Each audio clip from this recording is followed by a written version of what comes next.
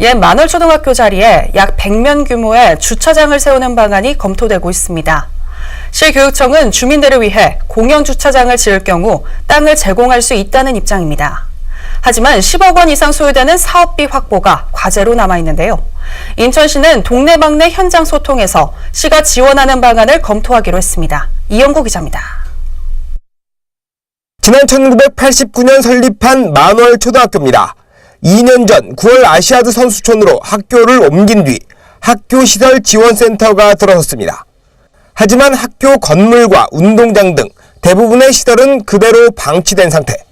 시교육청은 주민들의 요구를 반영해 이곳에 주차장을 짓는 방안을 검토하고 있습니다. 운동장 한쪽에 2층 주차장을 만들거나 운동장을 완전히 개방해 주차장 공간을 만드는 방안입니다. 운동장의 일부를 주차장, 노예 공영 주차장으로 하는 건데요. 지금 저희가 서 있는 자리입니다. 여기에 일부, 여기까지 해서 2층 규모로 해서 1층은 교육청 안전체험공간에서 쓰고요. 2층은 주민들한테 개방을 하는 걸로 한다라고 하는 건데, 그렇게 하지 말고 그냥 지금 보시는 운동장을 그냥 그대로, 예, 이거를 포장을 해가지고 주차장을 만들자라고 하는 겁니다. 문제는 주차장 건립에 필요한 사업비 확보입니다. 2층 규모의 주차장을 건립하는데 17억 3천만 원. 운동장에 주차시설을 조성하려면 10억 원이 소요될 걸로 예상됩니다. 시교육청은 부지 제공만 가능할 뿐 재정 여건상 사업비 부담은 어렵다며 인천시에 지원을 요청했습니다. 하지만 이강호 시원은 교육청이 부담해야 한다는 입장입니다. 뒤에 아파트를 설립하면서 그 조합원 측으로부터 45억을 받은 것을 주민들에게 학교용지를 제공을 해야 되는데 그걸 안 했잖아요.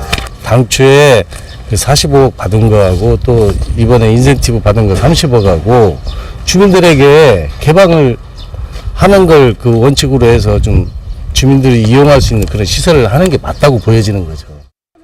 현안을 들은 조동환 부시장은 사업의 필요성엔 공감했습니다. 다만 사업비를 어떻게 마련할지 또 재산 관리와 운영은 어떻게 할지 먼저 논의한 뒤 추진 방안을 제시하라고 주문했습니다. 주민들에게 돌아갈 주차장 설치가 꼭 필요하다는 게 또 이 지역 주민의 그 희망이고 그러니까 그럼 이전에 따른 보상받은 거라든지 뭐 이런 등등 해서 같이 시하고 교육청하고 협의를 해서 이걸 정리하도록 하죠. 시교육청 관계자는 취재진에게 학교 부지는 교육 목적으로 쓰는 게 원칙이라고 말했습니다.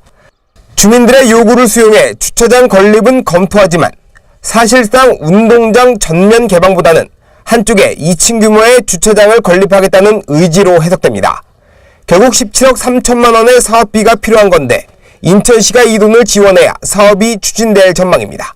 TV로드 뉴스 이영구입니다.